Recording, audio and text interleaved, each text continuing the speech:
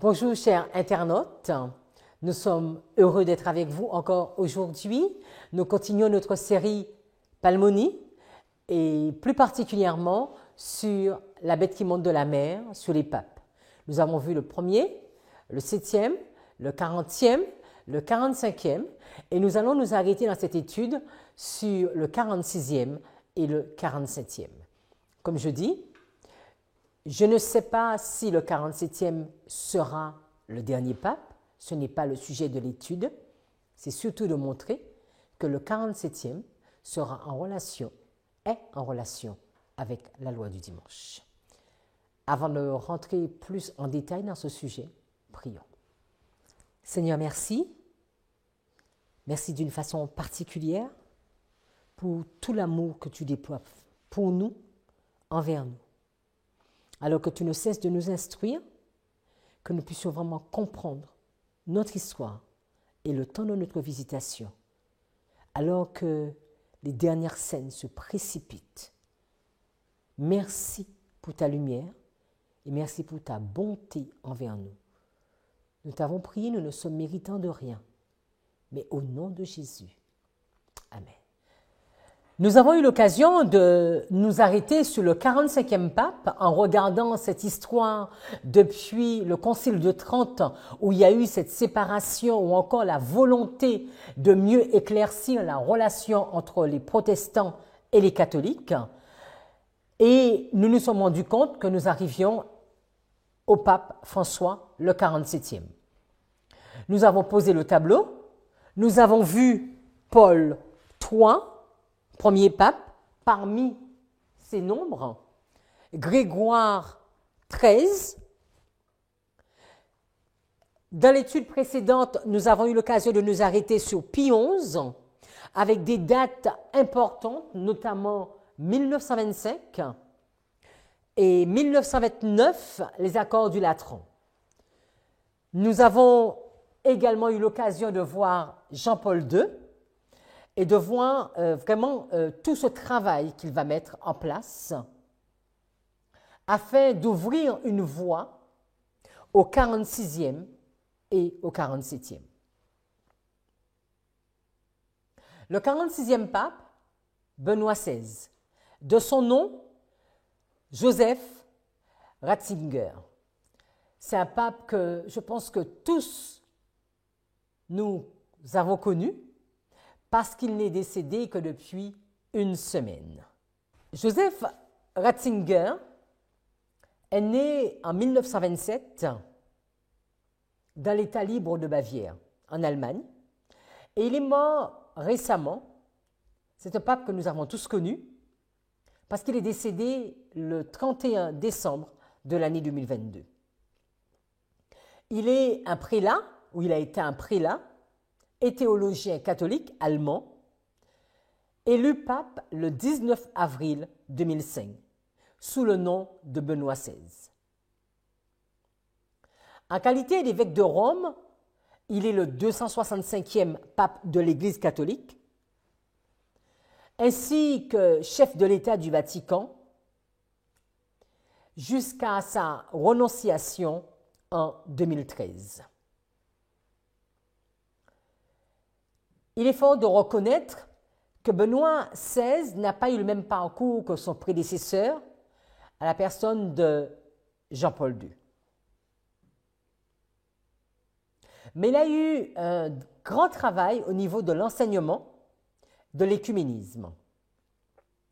Durant ces 8 années de pontificat, Benoît XVI, on sait qu'il est mort à l'âge de 95 ans, le 31 décembre 2022, a mis en œuvre son programme basé sur 3 missions essentielles: veiller à l'unité des catholiques, promouvoir l'œcuménisme, le dialogue interreligieux, qui avait commencé avec son prédécesseur et qui avait donné vraiment le là en 1986, et être une voie éthique et religieuse.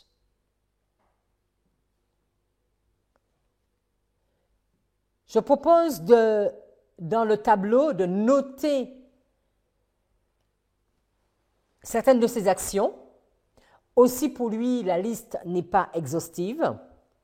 C'est vrai qu'il a régné beaucoup moins de temps que Jean-Paul II. En 1941, il a 14 ans et est enrôlé contre sa volonté dans les jeunesses hitlériennes. À l'âge de 16 ans, il est incorporé avec tous ses confrères du séminaire dans la lutte antiaérienne DCA allemande. Il participe au Concile œcuménique Vatican II, 42e balise, en tant que consulteur théologique. Donc, ils sont déjà là depuis Vatican II, aussi bien Jean-Paul II que Joseph Ratzinger. Pour Joseph Ratzinger, l'Église devait revenir aux sources de la théologie catholique en remontant à la Bible et aux pères de l'Église afin de pouvoir revivifier l'enseignement de la théologie et permettant de revitaliser la vie catholique. Il enseigne la théologie dogmatique et l'histoire des dogmes à la faculté de théologie de l'université à la demande du directeur d'université théologien de Hans Küng. Il est nommé par le pape, Paul VI, successivement aux archevêques de Munich et le cardinal prêtre de Santa Maria. Il est rapporteur du 5e synode des évêques sur le thème « Les missions de la famille chrétienne dans le monde d'aujourd'hui ». Jean-Paul II fait de lui son préfet de la congrégation pour la doctrine de la foi à la tête de laquelle il va rester 23 ans. Joseph Ratzinger est nommé président délégué de la vie Assemblée générale, ordinaire sur le thème de la réconciliation et la pénitence dans la mission de l'Église. Le pape le promeut au rang de cardinal-évêque en lui confiant le siège suburbicaire Velletri Segni, excusez-moi pour la prononciation. Le Saint-Père approuve l'élection du cardinal Ratzinger comme vice-doyen du Collège des cardinaux, élection pendant laquelle seuls les cardinaux évêques sont présents. Ratzinger est nommé employé spécial du pape aux célébrations qui, le 3 janvier, marquent le 12e centenaire de la création du diocèse de Paderborn en Allemagne. En 2000, il signe un document donnant l'interprétation officielle du message de Fatima. Il publie la déclaration Dominus Jesus, dans laquelle est affirmée la supériorité du catholicisme sur les autres confessions chrétiennes et non chrétiennes. Je tiens à préciser que je ne suis pas catholique, loin de l'être, et que ce tableau, c'est juste un copier-coller de Wikipédia de ce qui est dit par rapport au pape Benoît XVI. En 2000, toujours c'est la même année, une lettre est envoyée au président des conférences épiscopales présentant l'Église catholique comme l'Église mère de toutes les églises particulières, plutôt que comme Église sœur, donc plus Église mère, remettant en cause la déclaration de Balamand avait déjà troublé le dialogue œcuménique. En 2001, la Congrégation pour la doctrine de la foi décide de rédiger une notification qu'il signe dans le but de sauvegarder la doctrine de la foi catholique d'erreurs d'ambiguïté ou d'interprétation dangereuses. En 2002, Jean-Paul II approuve son élection par le Collège des cardinaux, cette fois-ci en tant que doyen, lui conférant de plus de cette charge le titre d'évêque suburcaire d'Ostie. Alors, il va rencontrer Jean-Paul II plusieurs reprises, notamment chaque vendredi, pour faire le point sur le travail de la congrégation pour la doctrine de la foi. Donc, vraiment, le travail, la passation de pouvoir entre le 45 et le 46 a vraiment été posée. Il se voit aussi au déjeuner du mardi et parfois avant pour discuter souvent avec d'autres des questions théologiques relatives aux documents et interventions que prépare le pape. En 2005, réputé conservateur depuis toujours, le cardinal Ratzinger est élu, donc en année 2005, pour succéder à Jean-Paul II qui vient de mourir et devient le premier pape allemand depuis Victor II au XIe siècle. Sa priorité est le Concile de Vatican II, balise 42. Il souhaite recentrer l'Église sur les vertus théologales et consacre ses 3 encycliques à 2 d'entre elles, l'Espérance et la Charité. Sa 3e encyclique est sociale, est basée sur l'économie et l'écologie. Il maintient sa position ferme de l'Église sur la famille, fondée sur le mariage hétérosexuel, et ouvre à la vie, prônant la fidélité et l'abstinence. Pendant son pontificat, l'Église est agitée par la révélation d'abus sexuels qu'on a beaucoup entendu ces dernières années, contre lesquels il prend des mesures intransigeantes. Il poursuit ainsi le dialogue interreligieux. Vous vous souvenez, un dialogue qui avait déjà été engagé par Paul VI et beaucoup développé par Jean-Paul II, ainsi que le dialogue écuménique avec l'Église orthodoxe. En 2005, il réduit et fait contrôler les initiatives écuméniques des franciscains d'Assise. De nombreux théologiens catholiques de grand renom ont ainsi été condamnés. Nous sommes en 2007. Toujours en 2007, le cardinal Ratzinger a également pour opposant le théologien suisse Hans Küng, autre participant au Concile Vatican II. Celui-ci remet en question le Concile Vatican I dans ses écrits et remet en cause le dogme de l'infaillibilité pontificale proclamé en 1870 par Pie IX. En 2013, le pape Benoît XVI annonce qu'il renonce à ses fonctions. C'est la première renonciation d'un pape depuis celle de Grégoire XII en 1415. Il se spécialisera dans 2 aspects théologiques qui auront un impact sur sa propre théologie pendant son mandat. Le premier est l'étude de la Bible et le second est l'étude de la liturgie qu'il considère comme l'élément vivant du Nouveau Testament. Dans l'étude précédente, on a bien vu que le pape Jean-Paul II va vraiment lui donner comme mission l'enseignement. Et ça va être un point d'encre pour Benoît XVI. Il est important de savoir que Benoît XVI a été actif jusqu'en 2022, contrairement à ce qu'on aurait pu penser.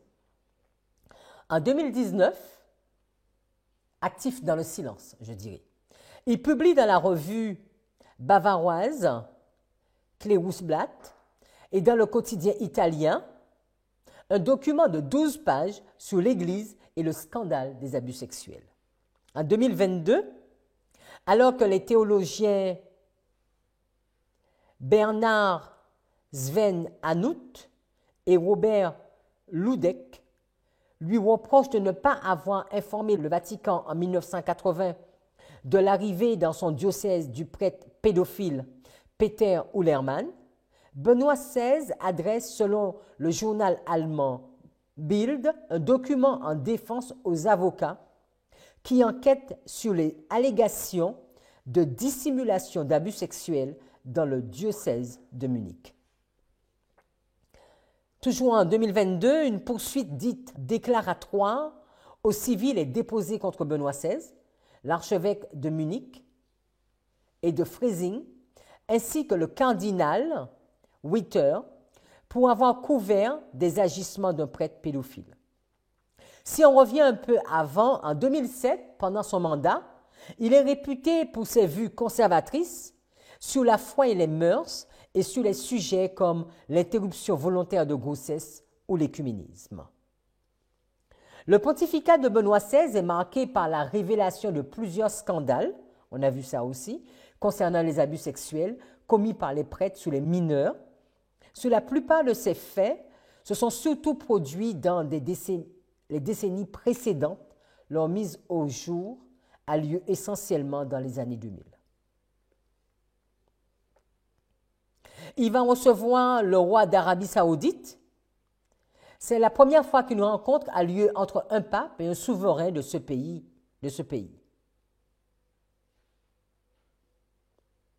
Nous l'avons déjà vu en 2014, c'est la première fois de l'histoire de l'Église catholique que deux souverains, donc Benoît XVI et le pape François, sont présents lors d'un tel événement, surnommé ici le dimanche des quatre papes, où ils vont canoniser Jean XXIII,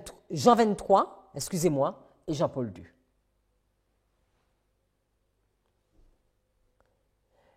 Mais je voulais juste qu'on regarde un peu, bien que quand il s'est retiré en 2013, on n'a pas beaucoup entendu parler de Benoît XVI,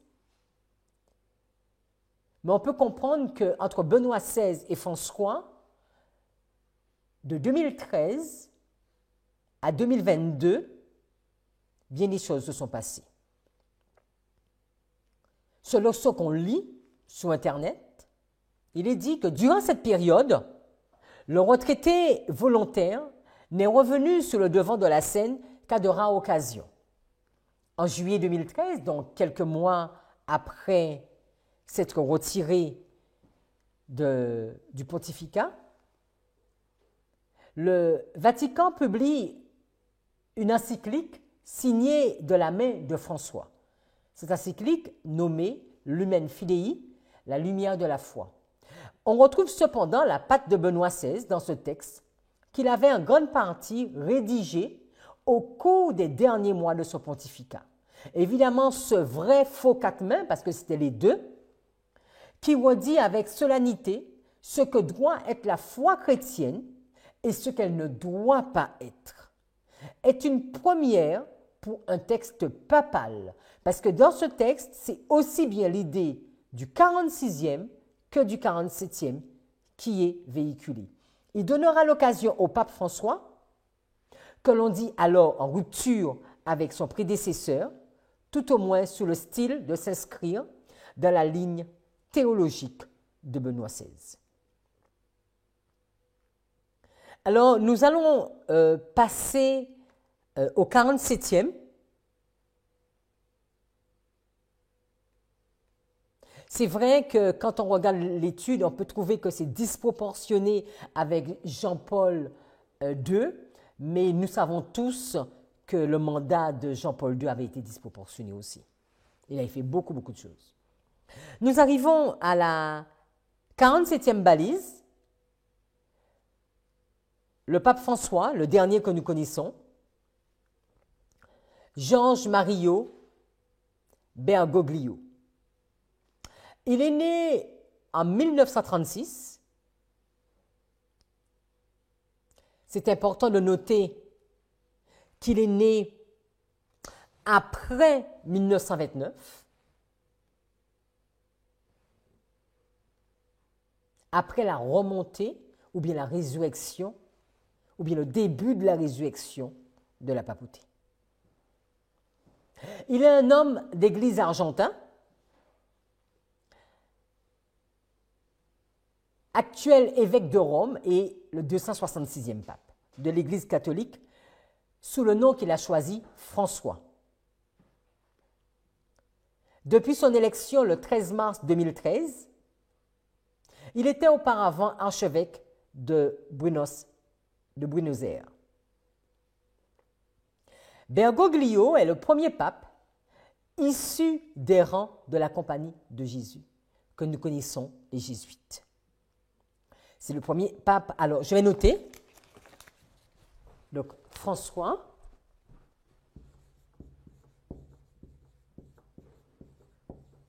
Donc, depuis 2013,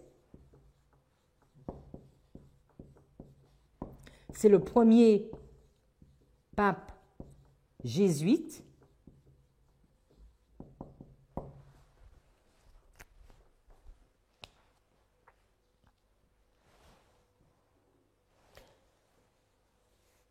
Il est le premier pape non européen depuis le pape syrien Grégoire III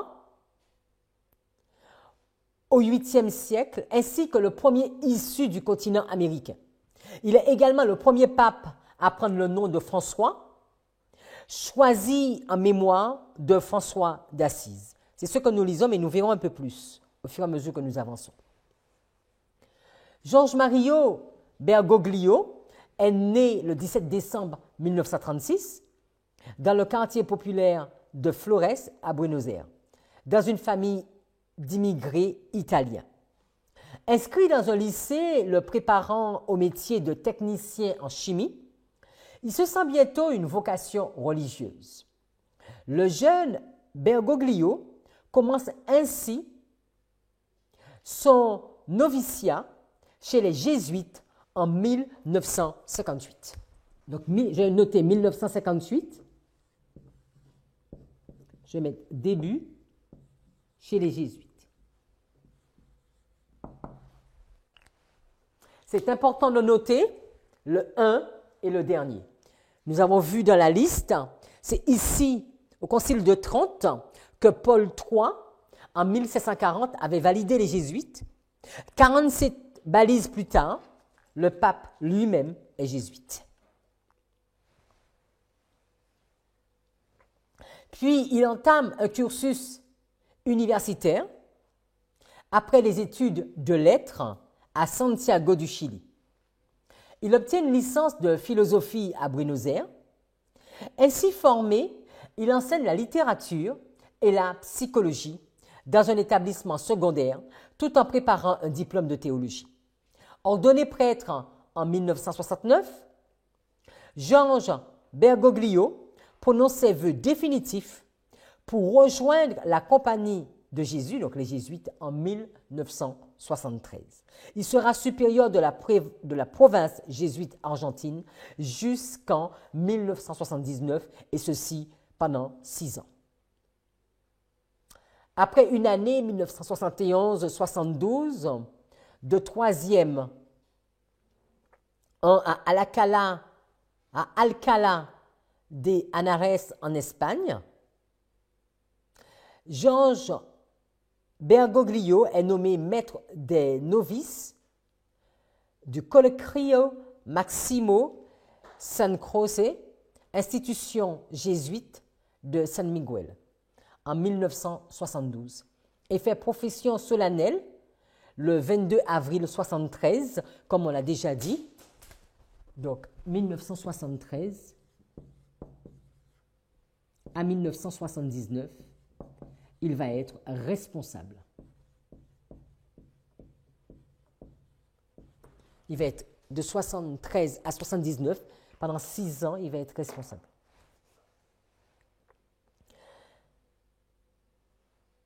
Donc, 3 mois plus tard, le 31 juillet 1973, âgé de 36 ans, il est nommé provincial, provincial des Jésuites d'Argentine, en remplacement de Ricardo O'Farrell pour une durée de 6 ans, ce que je vous disais, 73-79.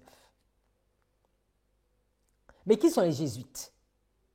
C'est dans l'église San José du quartier de Flores que Georges Bergoglio, à l'âge de 17 ans, lors d'une confession précédant la fête de la Saint-Matthieu de 1953, fait l'expérience de la miséricorde de Dieu et qu'il a eu une révélation divine pour entrer dans les ordres et s'est senti appelé à l'instar d'Ignace de Loyola.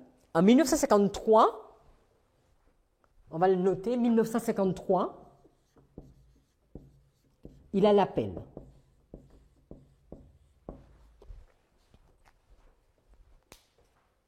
Alors, c'est qui Ignace de Loyola? Parce que, alors, ici, on le voit ici, Ignace de Loyola est là, et là, lui, à ce niveau, il dit qu'il a reçu l'appel. Et on va voir, paradoxalement, le 47 qui va dire la même chose, que lui aussi, il a reçu l'appel.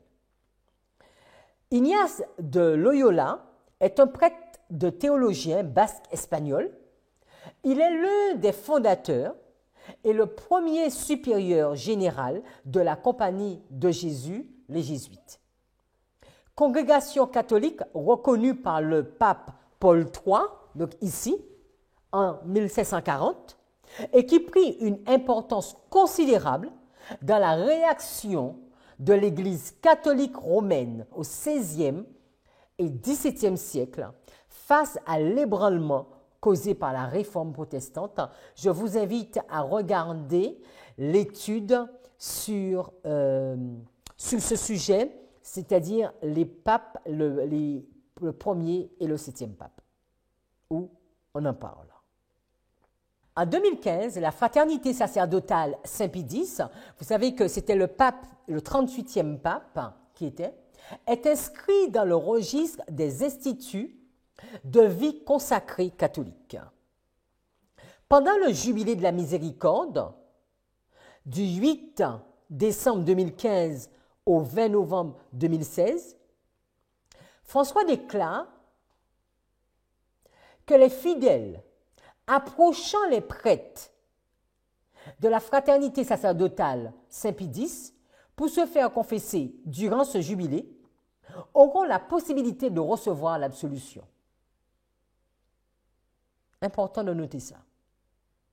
Dans la lettre Misericordia et Misera signée le jour de la clôture du jubilé, il décide de prolonger cette autorisation jusqu'à ce que soient prises de nouvelles dispositions. En janvier 2019, François supprime, donc on comprend que c'est le pape, supprime la commission pontificale Ecclesia Dei fondée en 1988 par Jean-Paul II à la suite du sacre illicite d'évêques au sein de la fraternité sacerdotale Saint-Pie X et en transfère les activités à la congrégation pour la doctrine de la foi. Si vous regardez bien, vous aurez des informations sur Wikipédia. La fraternité sacerdotale dont on en parle, Saint-Pie X, c'est le FSSPX, que vous pouvez voir, de tradition catholique, nommé à l'origine Fraternité des apôtres de Jésus et Marie, est une société de prêtres traditionnalistes, voire intégristes, sans statut canonique, au sein de l'Église catholique, avec laquelle elle maintient des relations complexes. Son but est le sacerdoce et tout ce qui s'y rapporte, principalement de former des prêtres et de tenir des séminaires.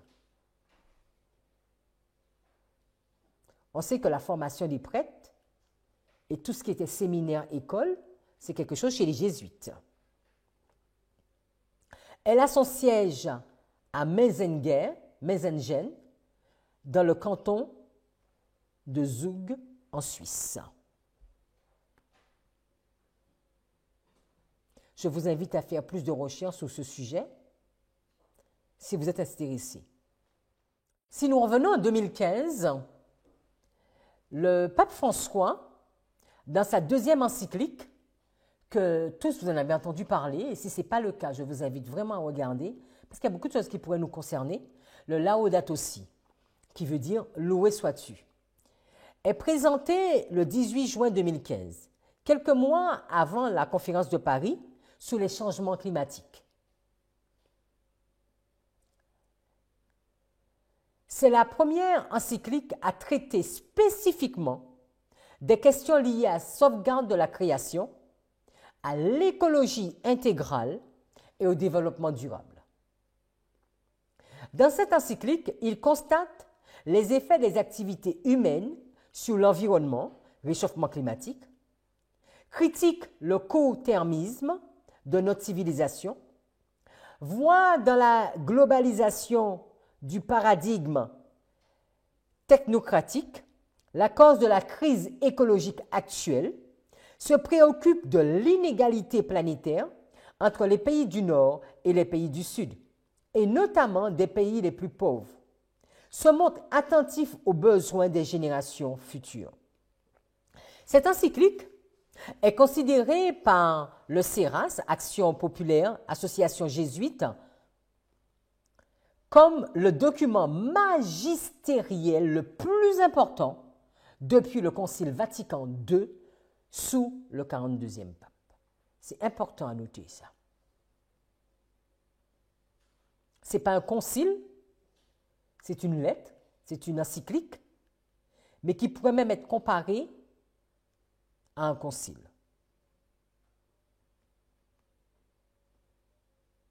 À l'occasion de cette encyclique, la revue Forbes, vous savez c'est quoi la revue Forbes?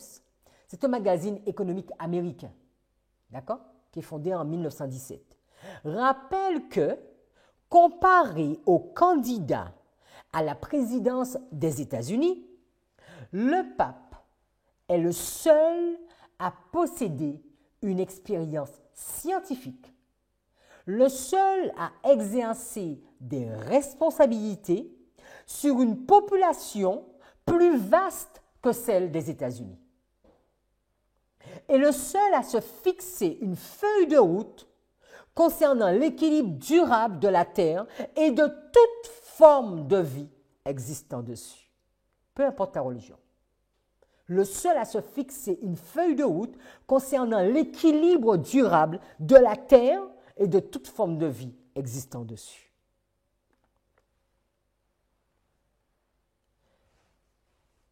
Quelques mois plus tard, le 10 juin 2015, François a publié une lettre instituant le 1er septembre comme journée mondiale de prière pour la sauvegarde de la création, rejoignant ainsi la pratique instituée par le patriarcat écuménique de Constantinople. L'année suivante, le 1er septembre 2016, à l'occasion de la deuxième journée mondiale de prière, puisque la première avait commencé en 2015, pour la sauvegarde de la création, et dans le cadre du Jubilé de la Miséricorde, il appelle les fidèles chrétiens, citant l'encyclique Laudato Si, à une profonde conversion intérieure et propose d'inclure la sauvegarde de la création dans les œuvres de miséricorde. Je vous invite à, si ça vous intéresse, à regarder c'est quoi les œuvres de miséricorde et à voir en quoi la création pourrait intervenir dedans. Nous savons qu'en mai 2012, il critique sévèrement certains prêtres argentins qui, dans ce qu'il décrit comme un néo-cléricalisme, détournent les sacrements de leur objet. Ces personnes refusent de baptiser les enfants de mères célibataires, affirmant que dénier le baptême aux enfants nés hors mariage est une forme de gnosticisme hypocrite pharisien, qui éloigne les gens du salut. Je voulais vraiment que vous notiez ce point.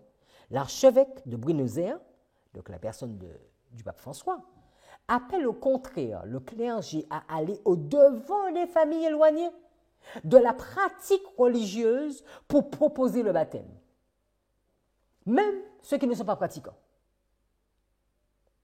Avec ses confrères, il publie un guide sur le baptême comme clé de la mission pour proposer des moyens de vaincre les réticences.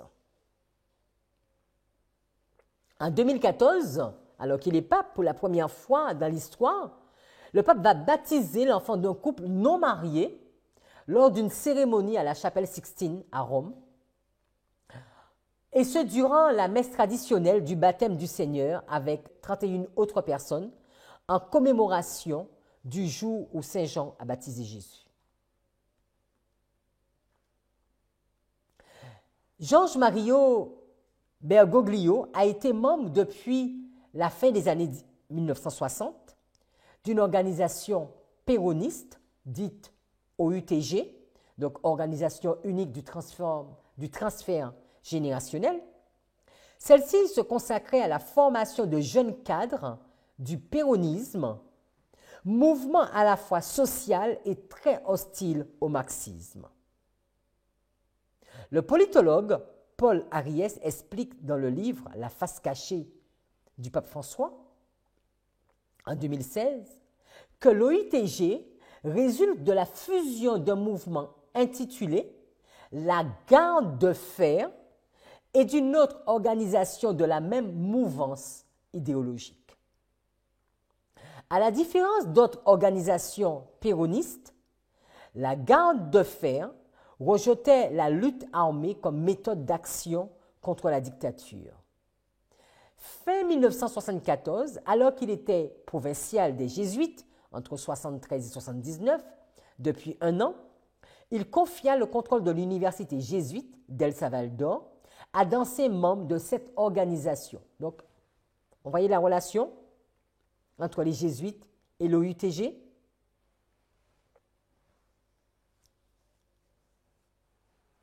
Il fut de ceux qui ont voulu préserver l'héritage social du péronisme.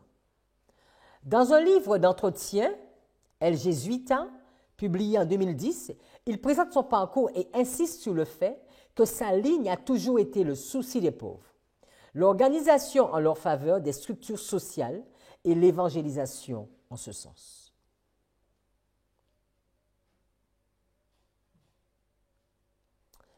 La démarche phare durant son pontificat est sa rencontre avec le patriarche œcuménique Bartholomée Ier de Constantinople lors de son premier voyage en Terre Sainte en mai 2014, au cours de laquelle il signe une déclaration commune dans laquelle il affirme que cette rencontre est une nouvelle et nécessaire étape sur la route de l'unité.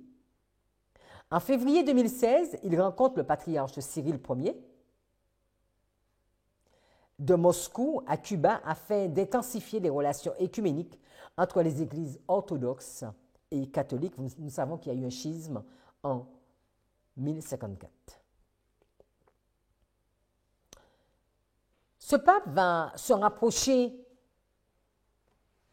de plusieurs religions. Les responsables de la communauté islamique de Buenos Aires accueillent avec enthousiasme la nouvelle de l'élection de Bergoglio comme pape. Notons qu'il s'est toujours présenté comme un ami de la communauté islamique.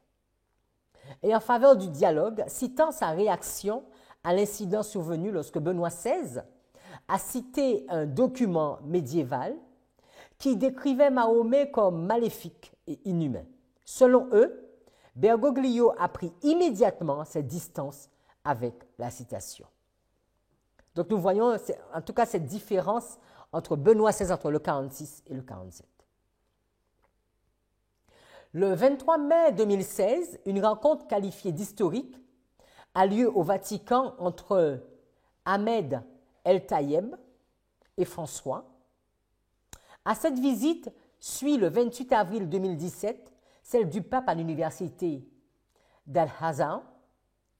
Le 4 février 2019, Ahmed El-Tayeb rencontre à nouveau le pape François à Abu Dhabi et signe avec lui, écoutez bien, un document sur la fraternité humaine pour la paix dans le monde et la coexistence commune. Relation entre l'islam et les catholiques. Ce texte a par la suite inspiré la résolution des Nations Unies qui a désigné le 4 février comme la journée internationale de la fraternité humaine.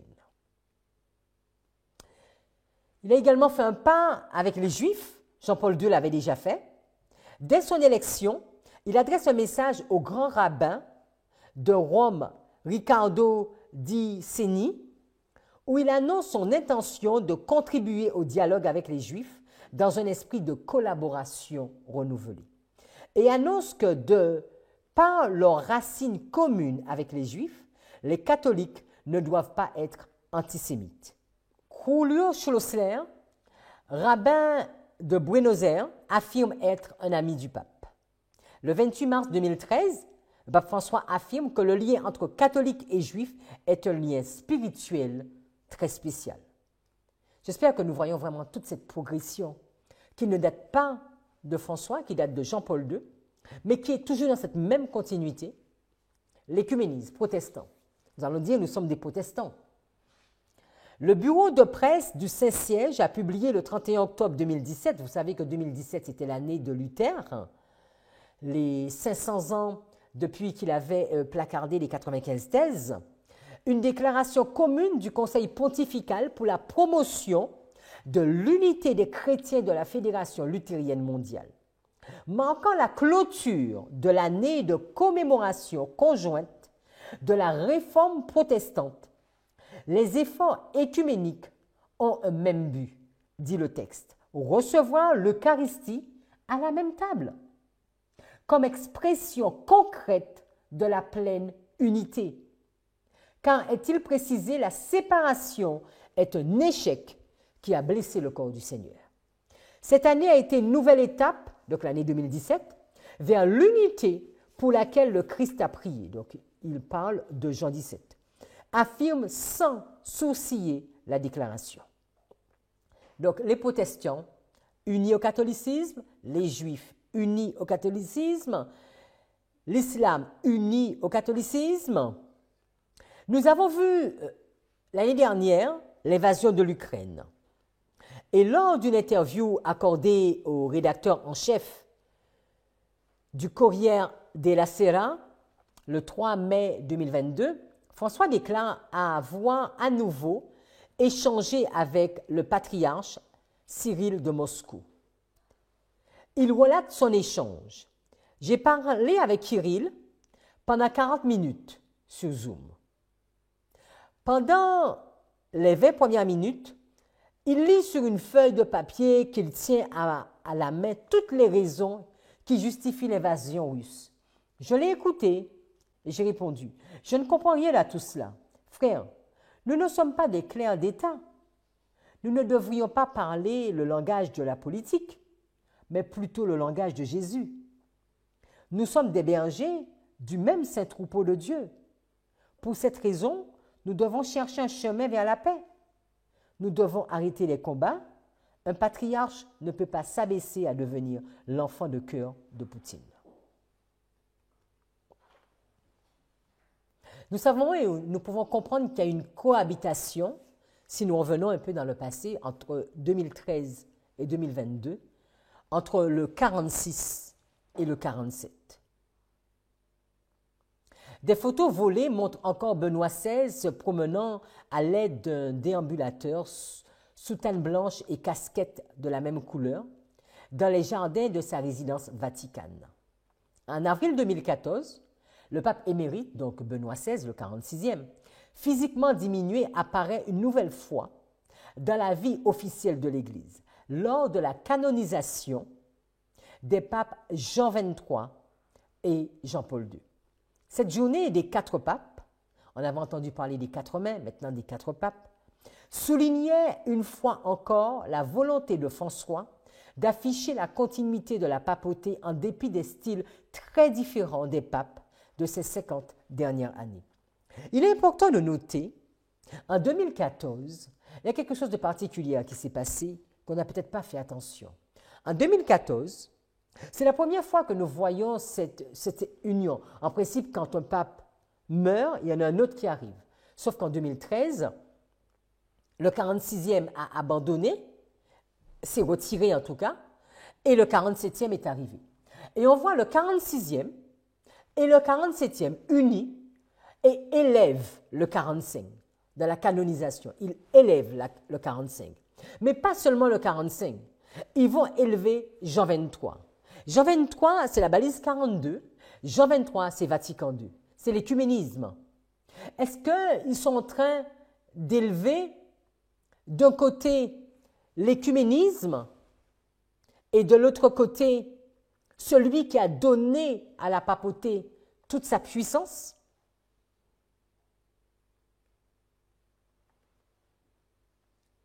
Tout au long de cette cohabitation de 2013 à 2022, non exemple de tensions ponctuelles, le Vatican a mis régulièrement en avant les bonnes relations qu'entretenaient les deux hommes, contraints d'inventer un modèle sans précédent.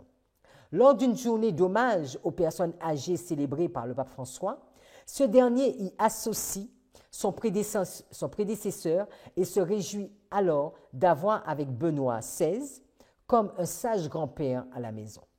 Ces marques réitérées de respect et d'apparente complicité ne parviennent cependant pas à occulter la véritable rupture que le passage inattendu d'un pontificat à l'autre a produit sur l'Église catholique et sur sa perception à travers le monde. Quelques entorses du pape éméritent au silence promis à son successeur vont d'ailleurs illustrer leur désaccord de fond. Des textes signés de sa main ou certaines de ses positions, mises en avant par des milieux les plus conservateurs de l'Église, sèment le trouble à plusieurs reprises.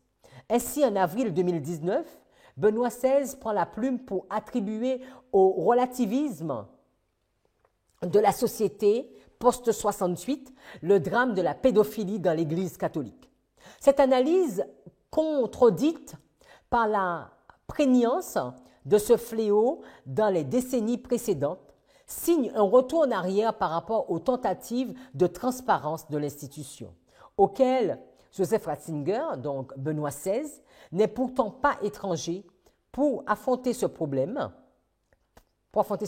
Plus récemment encore, alors que la demande du pape François, donc le 47, un synode débat de la possible ordination d'hommes mariés, un texte du pape émérite qui défend sans concession le célibat des prêtres, est mis en avant dans un ouvrage du cardinal guinéen Robert Sarah, tenant d'une ligne conservatrice.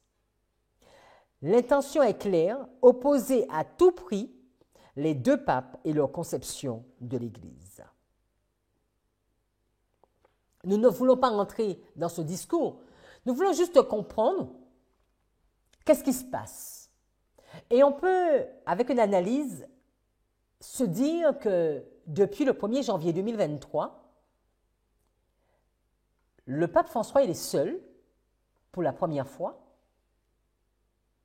et certainement il pourra mettre en application beaucoup plus de choses qu'il ne voulait.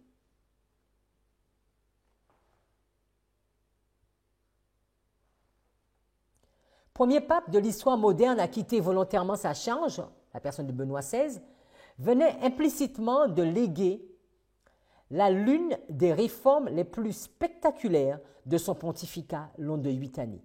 Avec ce geste, il transformait la papauté en une fonction presque comme une outre, dont on s'acquitte ou que l'on quitte. Déconcertés, certains fidèles avaient qualifié de deuil blanc le départ sans cérémonie de Benoît XVI. Donc, comme je ne cesse de vous le dire, tous ces documents, ce sont des documents que vous allez trouver sur Internet, que vous pouvez vérifier, ajouter, apporter plus d'informations. Nous ne faisons que, avec cette ligne, elle n'est pas dans la Bible, montrer Apocalypse 13, la bête qui monte de la mer, et montrer que comment elle arrive et comment cette histoire nous concerne. Dans les quelques tableaux qui vont suivre, nous avons juste voulu vous mettre quelques points. Vous pouvez les regarder et faire vos tableaux à vous. Je ne vais peut-être pas tout lire parce qu'il y a beaucoup de choses qui ont déjà été dites. Alors, si vous regardez avec moi dans ce tableau, il nous est parlé, son attitude durant la dictature militaire entre 1976 et 1983 fait l'objet de controverses. En 2000, il demande à l'Église argentine de reconnaître son rôle durant la période de la dictature et l'appelle à la pénitence pour purifier sa mémoire.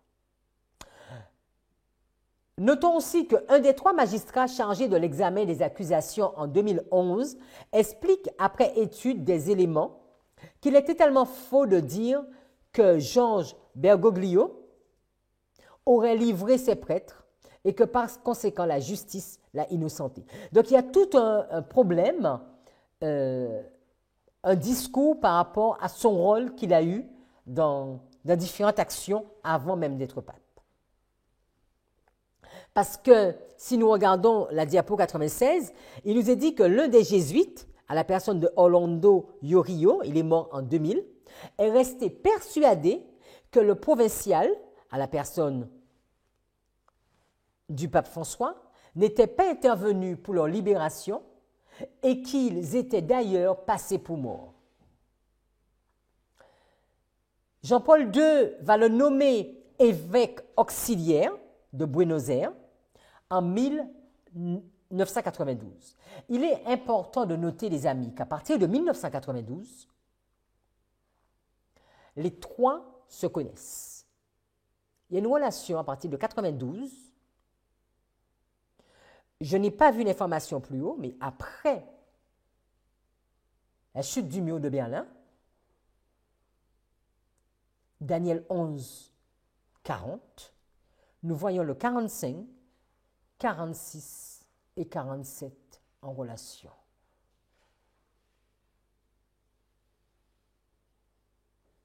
Le 28 février 1998, à la mort du cardinal Antonio Quaracino, il devient l'archevêque de l'archidiocèse de Buenos Aires. Jean-Paul II va le créer cardinal prêtre lors du consistoire en 2001.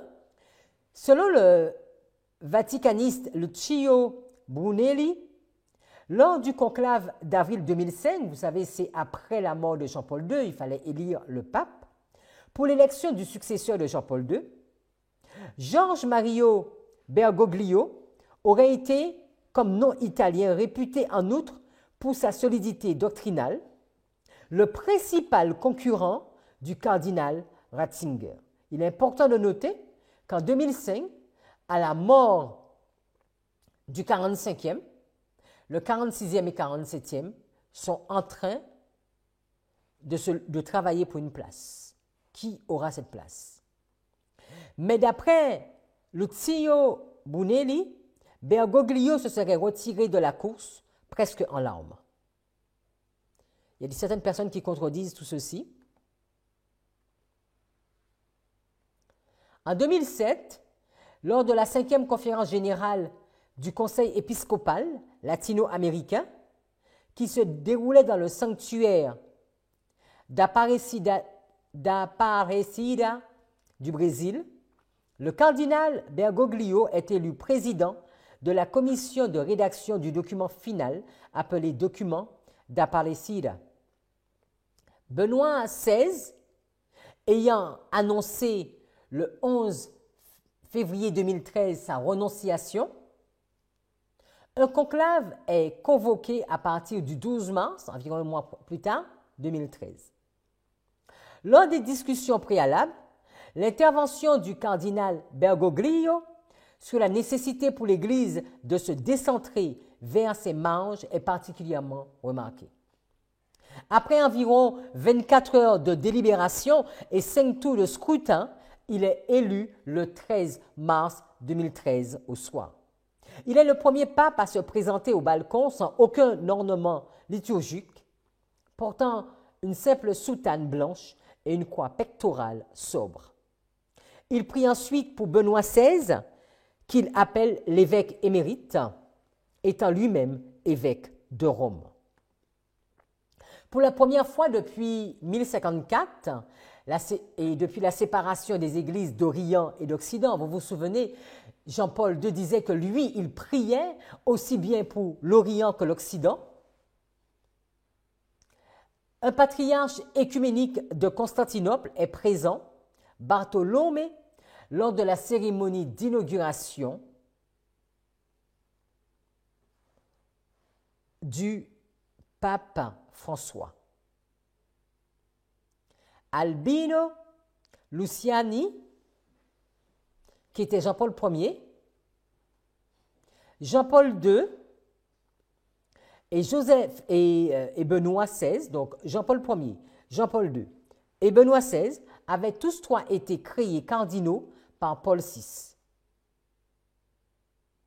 Et Bergoglio, c'est-à-dire François, est le premier cardinal créé par Jean-Paul II à devenir pape.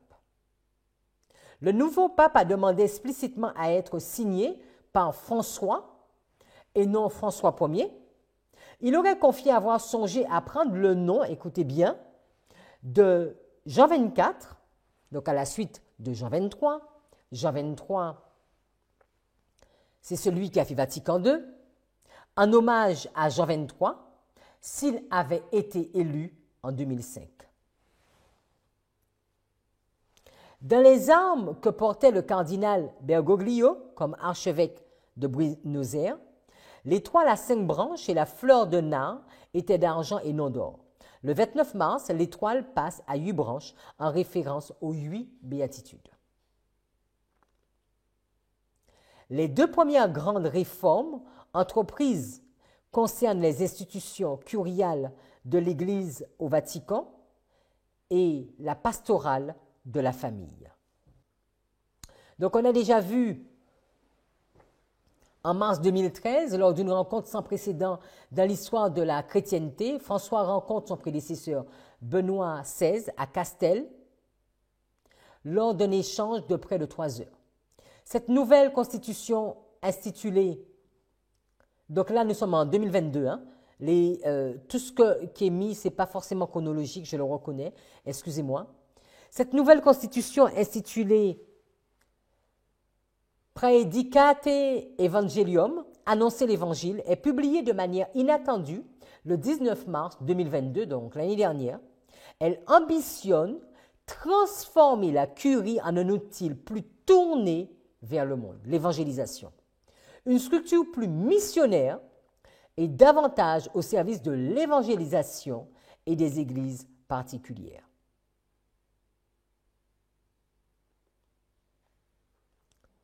Si on revient en 2013, en canonisant les 800 martyrs d'Otrante le 12 mai 2013, soit après 2 mois de pontificat, François devient le pape ayant canonisé le plus grand nombre de personnes. N'oublions pas qu'ils veulent rendre cette Église sainte.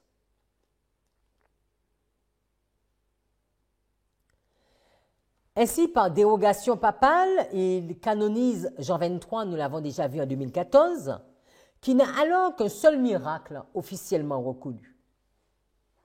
En une seule année, le pape a donc autorisé par dérogation papale la canonisation de 6 nouveaux saints. Seul Léon XII en avait fait davantage de cette façon, mais lui, il l'avait fait en 20 ans. Alors, on avait vu que Jean-Paul II avait donné une grande place à la femme. Et lui aussi, il va estimer nécessaire d'agrandir les espaces pour une présence féminine plus incisive dans l'Église. Il promeut une vision renouvelée de l'écuménisme, fondée sur la conviction que les confessions chrétiennes ont à apprendre les unes des autres. Notons cela, les amis, c'est important. Il a joué un rôle très important dans la relation diplomatique entre Cuba et les États-Unis.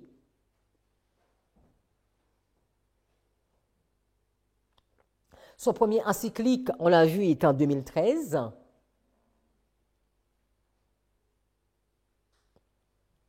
Et il y a bien d'autres choses à son sujet. Nous arrivons un peu à la fin de cette étude, la bête qui monte de la mer, mais je voudrais vous montrer quelque chose de vraiment très important. Parce que vous savez qu'ils ont des projets. Et si nous regardons, ici je vais vous mettre quelques dates, je ne veux pas effacer ceci, que vous puissiez comprendre où nous allons. Ils ont prévu, ou bien le pape François a prévu, en 2025, dans 2 ans, de faire un jubilé exceptionnel. Je vous invite à le regarder. C'est un jubilé qui concerne la Pâque que tous les chrétiens, y compris les protestants, devront prendre ensemble. Mais si nous regardons, ça ne s'est pas fait ainsi. Alors, il nous est dit dans Vatican News, je répète juste ce qui est écrit, le Saint-Père espère que le dicaster, organisateur de cette année sainte, qui se tiendra 725 ans après celle intitulée par Boniface VIII en 1300, donc ici on va mettre 1300, et entre 1300 et 2025, il y a 725 ans.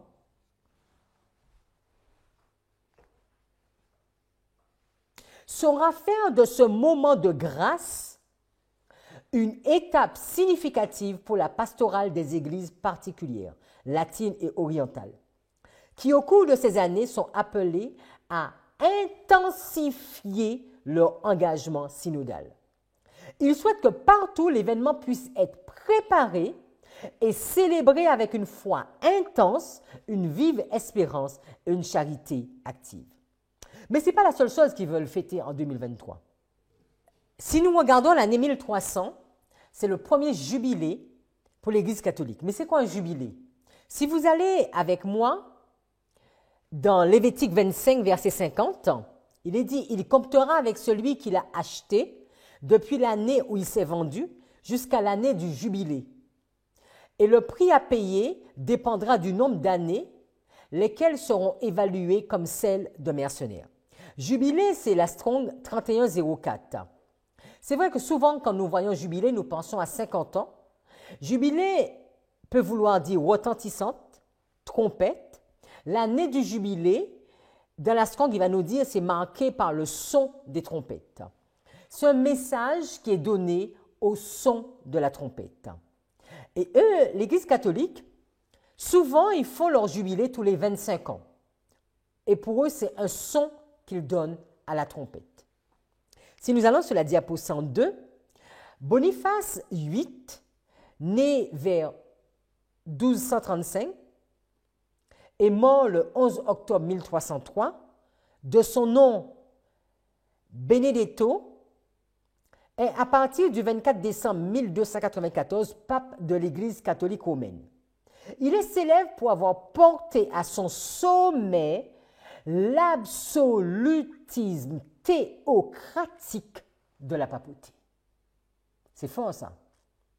Sa bulle Annam Sanctam, fulminée le 18 novembre 1302, manifeste de la primauté du pouvoir spirituel sur le temporel, spécifiait que les deux glaives sont donc au pouvoir de l'Église, le spirituel et le matériel, le temporel. Mais l'un doit être manié par l'Église et l'autre pour l'Église. L'un par la main du prêtre, l'autre par celle des rois et des chevaliers. C'est fort.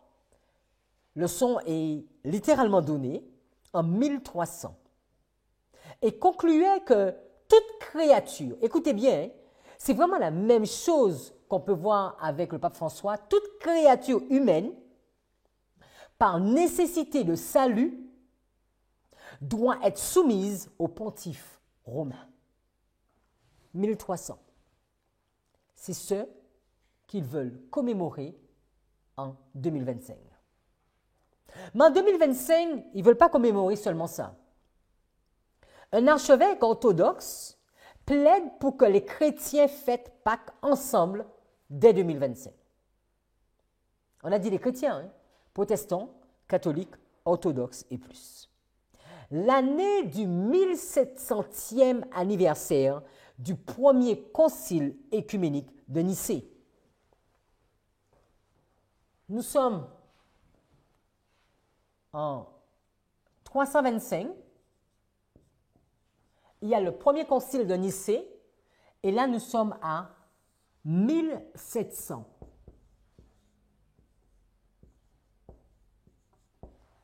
1700 années. Donc, ils veulent également fêter ceci. Donc, ils veulent fêter le premier jubilé, que l'Église catholique a la primauté sur tout, mais ils veulent également fêter le concile de Nicée. On va voir c'est quoi le concile de Nicée. Le Vatican soutient l'idée, mais prévient le cardinal Koch, ce ne sera pas facile.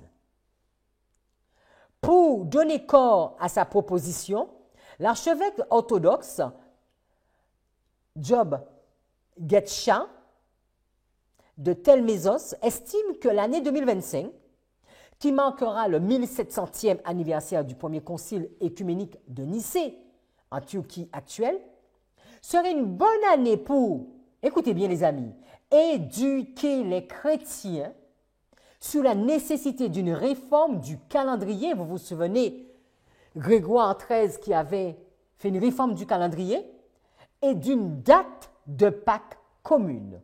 Il va falloir éduquer les chrétiens. D'autant qu'en 2025, Pâques tombe le même jour, le 20 avril, pour tous les chrétiens. En vue de ce grand anniversaire, renouvelons notre enthousiasme à cheminer ensemble. Le son de la trompette, les amis, sous la voix du Christ, sur la voix qui est le Christ. Quand nous avons besoin de lui, de la nouveauté et de la joie incomparable qu'il apporte, ce n'est qu'en nous accrochant à lui que nous parviendrons au bout du chemin qui mène à la pleine unité, a déclaré le pape. Si vous regardez, exemple, sur Wikipédia, mais vous pouvez aller sur d'autres ressources, il est dit que le premier concile de Nicée est un concile général des évêques de l'Empire romain qui s'est tenu à Nicée du 20 mai au 25 juillet de l'année 325.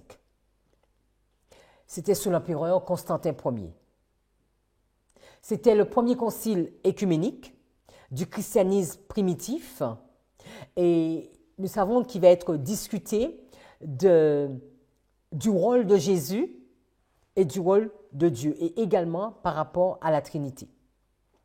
Je vous invite, pour plus d'informations, à aller regarder ce concile. Mais ce que nous voulons également noter,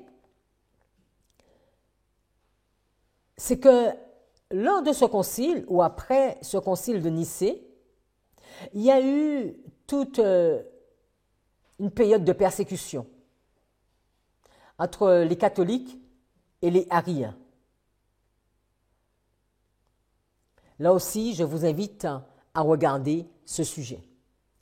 Donc, ici, en 2025, ils veulent faire une Pâque commune. Mais nous avons vu également le 3 janvier 1925. Donc, si on met 1925 ici, donc ça va faire 100 ans. Ils ne le disent pas, mais nous comprenons qu'à cette balise, c'est la papauté, en 1925, a commencé à prendre, à renaître.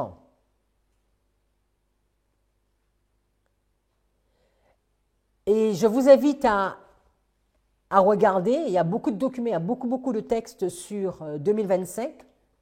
C'est une préparation qui va se faire sur 4 années même. Ça a commencé depuis 2022. 2023, il y a tout un protocole.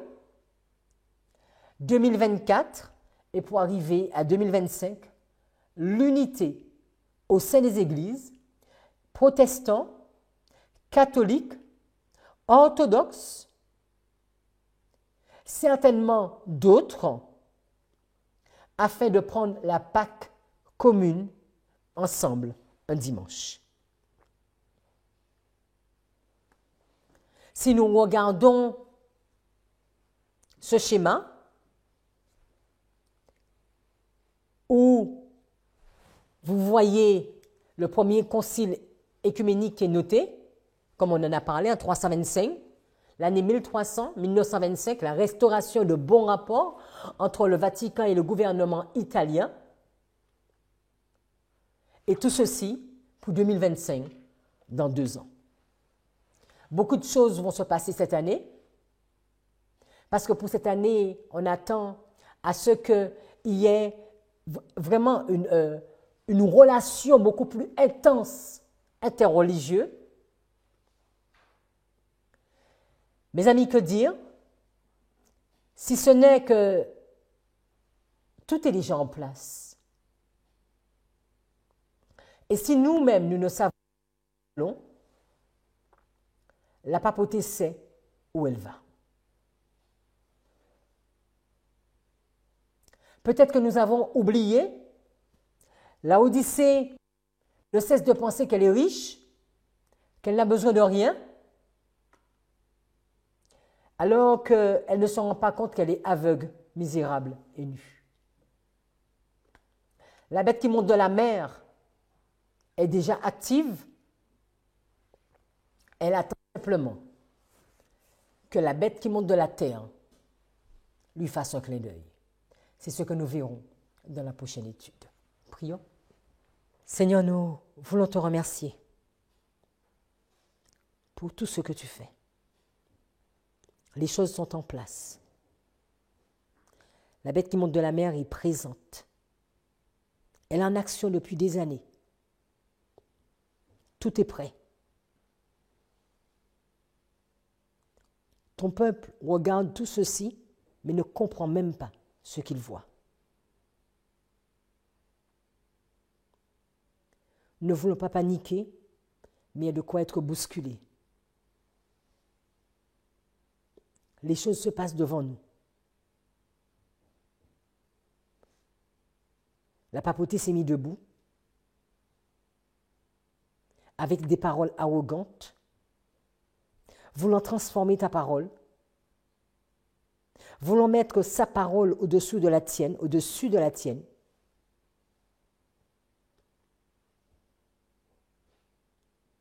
Les relations interreligions s'intensifient.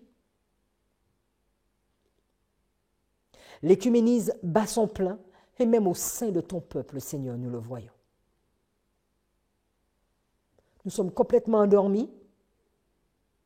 Nos yeux sont complètement fermés. Seigneur, fais grâce, ouvre les yeux de ton peuple.